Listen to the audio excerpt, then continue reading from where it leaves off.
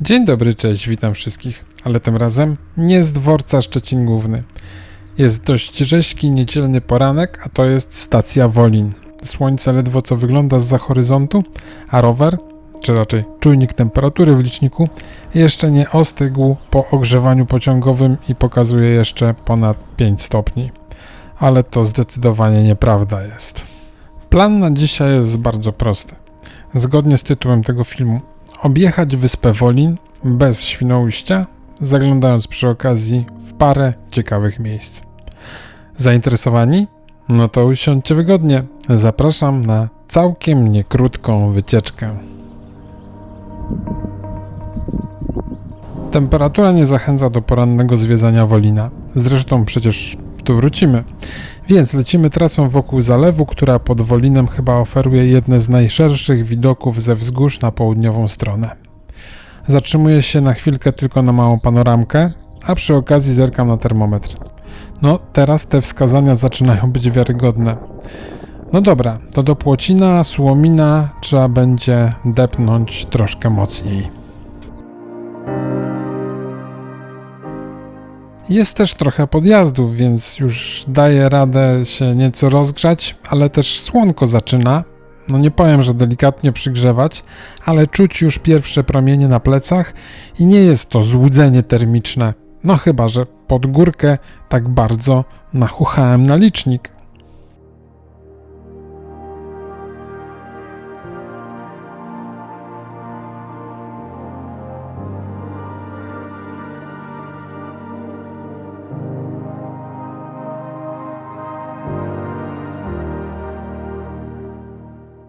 No dobra, to skoro ogrzewanie zapewnione, patrząc tak po niebie przez najbliższe kilka godzin będzie już tylko cieplej, to czas na małe zwiedzanie. Przejeżdżając zawsze wokół zalewu, przy Słominie zawsze przemykałem w jedną albo w drugą stronę. Więc chyba tym razem warto zerknąć, jak w tym miejscu zalew wygląda z bliska.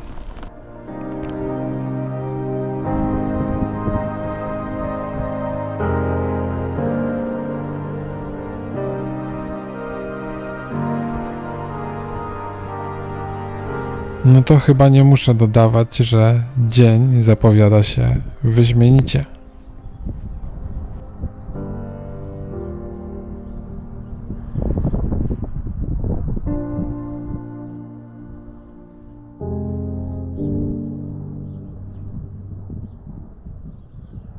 Skoro zrobiło się tak ciepło, to najwyższa pora poszukać cienia w lesie. Do morza mamy jakieś 14-15 km, więc ta część trasy zapowiada się naprawdę gładko. Tak więc może po drodze uda się jeszcze gdzieś zjechać w bok. Południowa część Wolińskiego Parku Narodowego to wciąż królestwo natury. Dostęp do południowego, zalewowego, klifowego wybrzeża jest utrudniony. Jedyni turyści to rowerzyści na trasie Wolin-Wapnica, a więc tacy turyści z reguły niezbyt głośni. A biorąc pod uwagę, że jest marcowy poranek, to najprawdopodobniej przez blisko 10 km nikogo nie spotkam. Jednym słowem, idealne warunki, żeby w jednym czy drugim miejscu przystanąć na chwilę i po prostu posłuchać.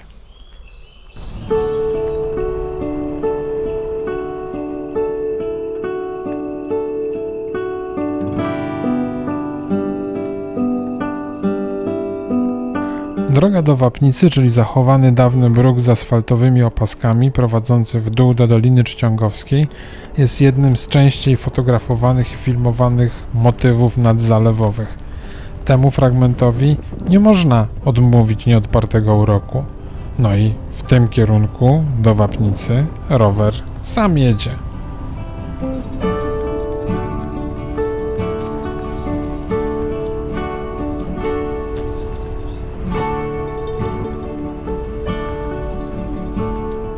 No właśnie, Dolina Trzciągowska. To nazwa dolinki pomiędzy wzniesieniami moreny czołowej zwanej pagórkami lubińsko-wapnickimi.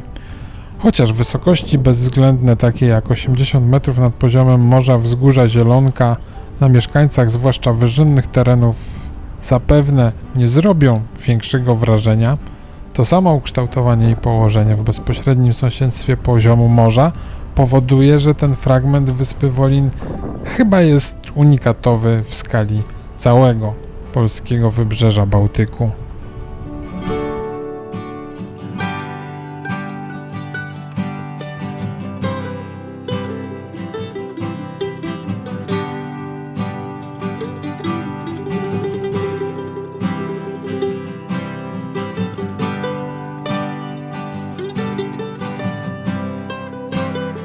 Z końcem bruków w Wapnicy oznaczenia trasy wokół zalewu kierują rowerzystów na północ w stronę Międzyzdrojów. Ale my, korzystając z zapasu czasu, podjedźmy na chwilkę kawałek prosto do jeziorka turkusowego. Po 400 metrach po lewej stronie możemy dostrzec duży parking. Ze względu na łatwą dostępność jeziorko stanowi obleganą atrakcję turystyczną wyspy Wolin w sezonie. Ale w marcowy poranek możemy popodziwiać piękno krajobrazu bez towarzystwa tłumów. Jeziorko turkusowe to zalane wyrobisko po dawnej kopalni kredy, która funkcjonowała tutaj do 1954 roku. Po zakończeniu wydobycia wyrobisko zaczęło stopniowo wypełniać się wodą, aż w 1960 jej poziom zrównał się z poziomem zalewu. Ponieważ dno jeziora leży poniżej poziomu morza, możemy tutaj mówić o zjawisku zwanym kryptodepresją. No dobra, no to korzystając ze spokoju marcowego poranka oraz coraz raźniej przygrzewającego słoneczka, podjedźmy na chwilkę jeszcze w jedno miejsce, do Lubina, a konkretniej na brzeg jeziora Wicko Wielkie. Moja wiedza z zakresu hydrologii jest mocno ograniczona, a lokalna sytuacja jest na tyle skomplikowana, że pozwolę sobie tylko zacytować syntetyczną informację na bazie Wikipedii. Jezioro Wicko Wielkie tworzy deltę wsteczną z cieśniną Świna, co oznacza, że wody słodkie i słone mieszają się w okolicy, ale samo jezioro nie jest już częścią Zalewu Szczecińskiego w sensie hydrologicznym. Niezależnie od wiedzy z zakresu hydrologii, sama plaża wygląda bardzo przyjemnie. Jeżeli szukacie miejsca na odpoczynek położonego nieco na uboczu, mniej popularnego niż Grodzisko Lubin, to ten zakątek może Wam jak najbardziej przypaść do gustu.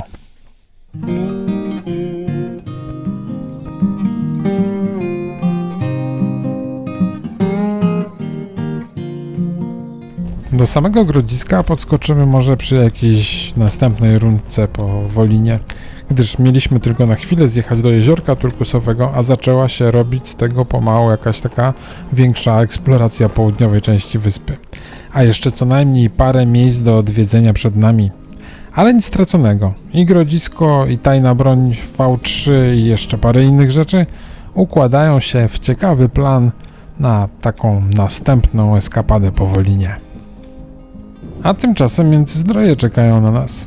Po drodze jeszcze mijamy dochodzący z prawej strony szlaker 3, czyli wokół zalewu, i po minięciu Muzeum V3 pomału zbliżamy się do Międzyzdrojów.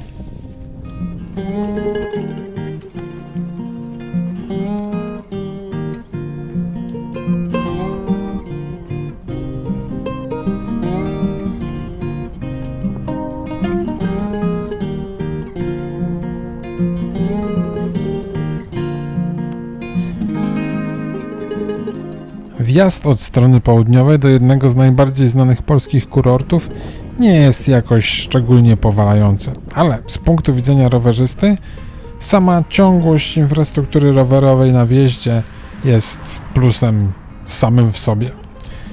I tak jest na wjeździe, gdyż im dalej w Międzyzdroje, tym więcej problemów.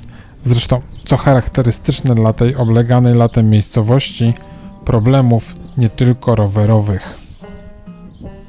Ale na szczęście mamy marzec i możemy to wszystko sobie dokładnie, na spokojnie obadać. Promenada nadmorska jest ulicą jednokierunkową, więc za dwukierunkowy ciąg rowerowy dla szlaku Velo Baltica musi robić ulica Gryfa Pomorskiego. Dodatkowo gęsta i często historyczna zabudowa nadmorskich kwartałów wymusza niejako na wszystkich bocznych uliczkach ruch jednokierunkowy.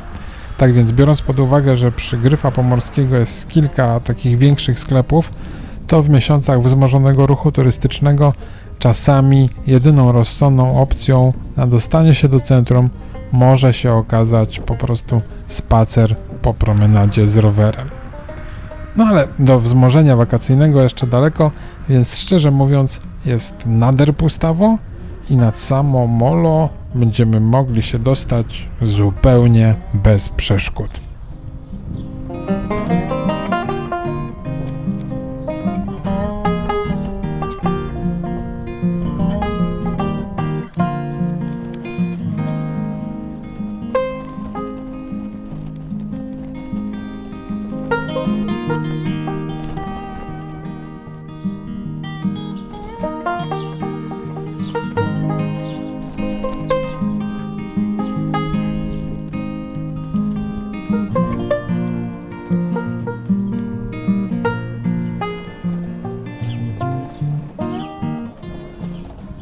Pomimo wczesnej pory i dnia i roku, gastrobiznes nadmorski budzi się jakby wraz z promieniami słońca.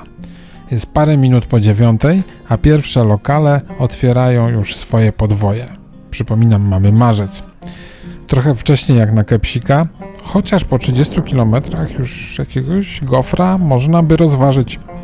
Walczę chwilę z pokusą i chęć objechania wyspy w końcu wygrywa z chrapką na kawiarniane lenistwo. Swoją drogą to prawie niewiarygodne, ale przez pasaż na molo nie trzeba się przeciskać. I na samym molo, bez większych przeszkód, też można złapać kilka przyjemnych kadrów.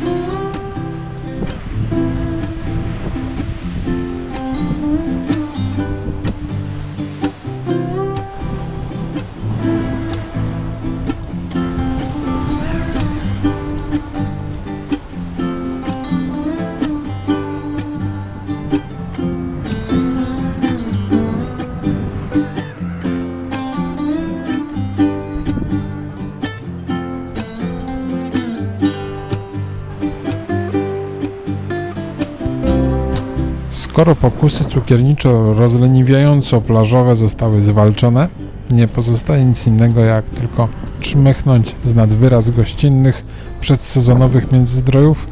Sorry, nie będzie tym razem rozszerzonego zwiedzania, oprowadzania i miejscowych legend i skierować swe koła w stronę drogi żubrowej.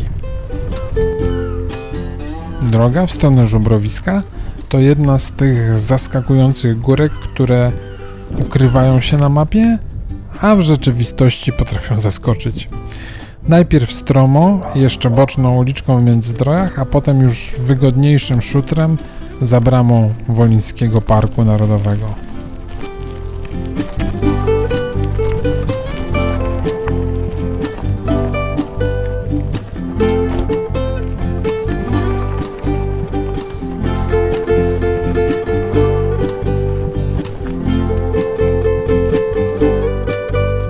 Żubrowisko nie wygląda na sezonową atrakcję, ale same żubry na pewno mają swoje prawa, w tym prawo dowolnego i dlatego w niedzielę i poniedziałki zwiedzających nie obsługują.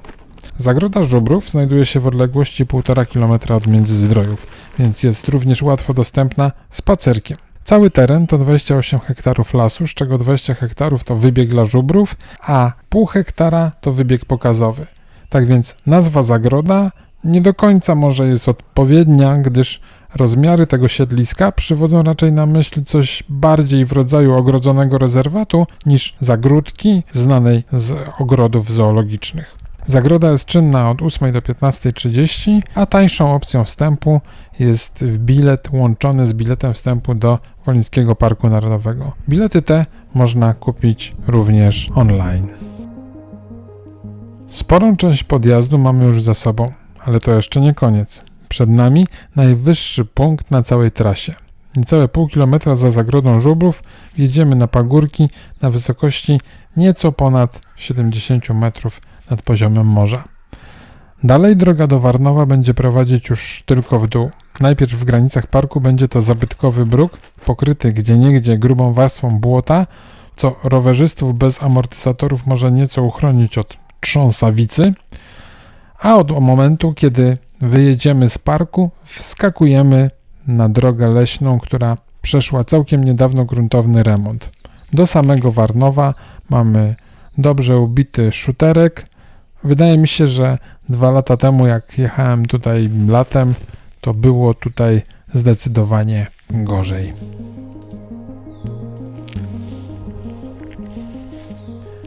Natomiast asfalt z Warnowa do Wisełki już nie jest aż taki komfortowy. Jeśli chcecie albo uniknąć wertepów, albo trochę odpocząć od siodełka, to polecam mały spacer nad Jezioro Czajcze. Jezioro też będzie widać z drogi, ale zielony szlak, który częściowo wiedzie w oddaleniu od asfaltu, może być przyjemniejszą alternatywą dla tej części trasy. Zwłaszcza, że tylko w ten sposób możecie trafić na malownicze przewężenie u podstawy półwyspu na jeziorze. Ale tutaj mam wrażenie, że zbytnio się zagłębiam w opis słowny tego, co lepiej oddaje mapa. Tak więc w tym przypadku zapraszam do obadania śladu GPS, a link do niego znajdziecie w opisie do filmu. Na sam półwysep nie ma wstępu. To tereny Parku Narodowego. Co ciekawe, jeszcze 160 lat temu był on jeszcze wyspą i w dawnych wiekach dawał schronienie mieszkańcom okolicznych wsi przed najazdami, o czym świadczą zachowane ślady wałów obronnych z XI-XII wieku.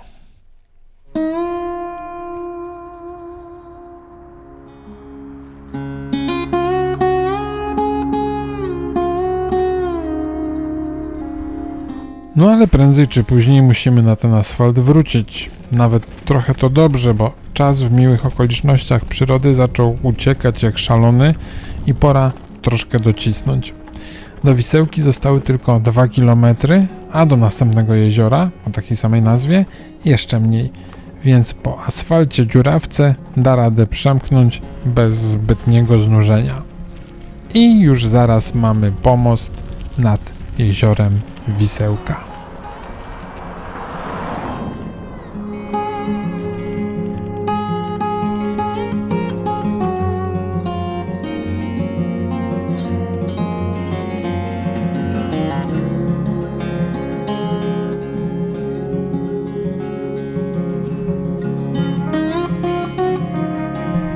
Wisełka wygląda na jedną z najmniej zniszczonych patodeweloperką wsi miejscowości nadmorskich. Może przede wszystkim dlatego, że do morza jest tu kawałeczek. Niedaleko, ale zawsze. Gastronomia i handel na placu Neptuna jeszcze smacznie śpią przed sezonem. No może to i dobrze. Takich miejsc spokojnych cały czas ubywa na wybrzeżu, więc zachowanie sielskiej atmosfery tej miejscowości na pewno wyjdzie jej na dobre.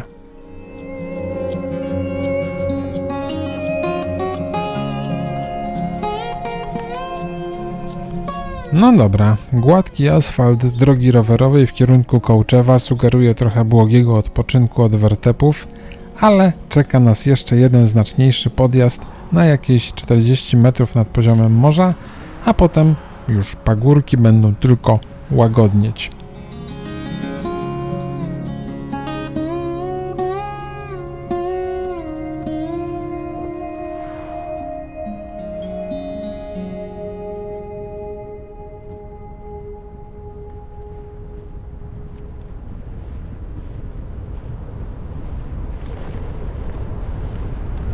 Łagodne pagórki przyciągnęły już dawno uwagę pasjonatów golfa. W 1991 roku otworzono tutaj 9-dołkowe pole, które później stało się częścią Amber Baltic Golf Club. Ale ponieważ również w 1991 powstało 18-dołkowe pole pod Warszawą, to właśnie ono dzierży palmę pierwszeństwa i jest uważane za pierwsze w Polsce po 1945 roku.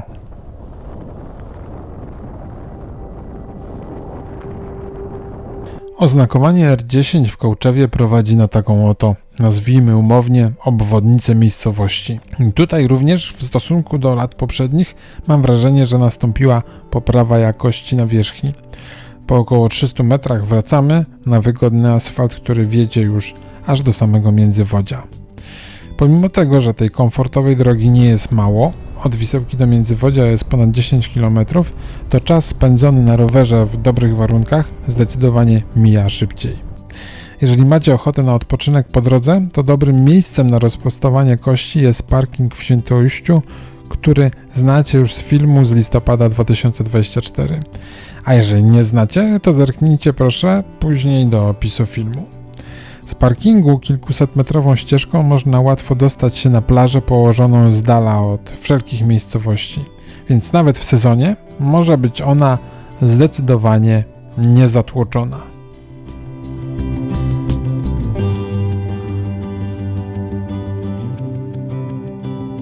52 km przejechane i jesteśmy tuż przed Międzywodziem. Tutaj możemy skręcić w lewo w dogodny zjazd w stronę plaży.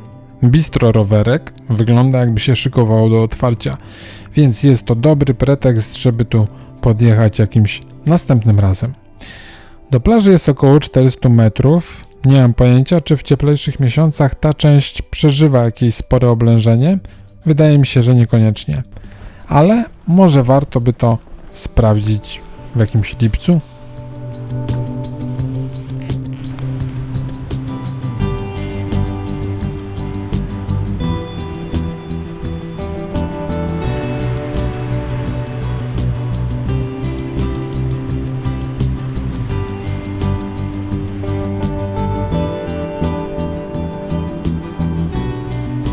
Na pewno co warto, to odsapnąć dłuższą chwilę tutaj.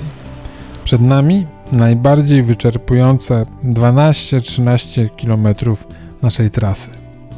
To znaczy, może nie całkiem aż tyle, już opowiadam o co chodzi. Od Międzywodzia do Unina mamy zbudowany już dość dawno ciąg pieszo-rowerowy, a właściwie taki bardziej chodnik z Polbruku. I do zastania pierwsze 3 km są zachowane w całkiem przyzwoitym stanie, natomiast dalej już jesteśmy naocznymi świadkami, że ani to nie jest dobry materiał do tego typu inwestycji oraz, że raz na jakiś czas wypadałoby tu jakichś drobnych napraw jednak dokonać.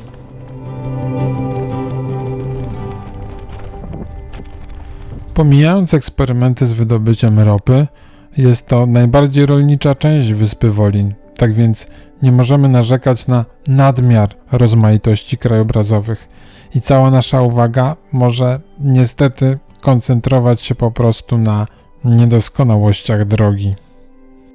Jeżeli ktoś potrzebuje chwilowego ukojenia, to w Sierosławiu proponuję zjechać na chwilę w stronę Cieśniny Dziwna.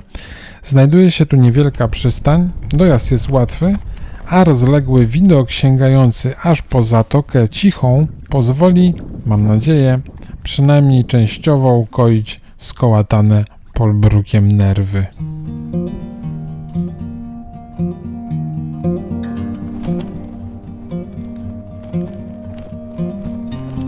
I tak do Unina. A z dobrych wieści zrobiło się naprawdę ciepło. Od skrzyżowania z drogą na Kodrąb wskakujemy w końcu z powrotem na gładki asfalt. Krajobraz niby wciąż ten sam, a jakby jednak ciut piękniejszy się zrobił.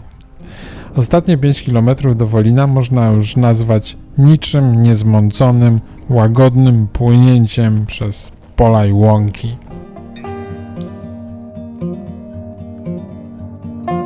Tak więc jeżeli te około 10 km najgorszej telepawki jesteście w stanie zaakceptować, to myślę, że taką pętlę dookoła wyspy Wolin można przejechać, zaczynając i kończąc w dowolnym jej punkcie, tudzież oczywiście dowolnie ją modyfikując.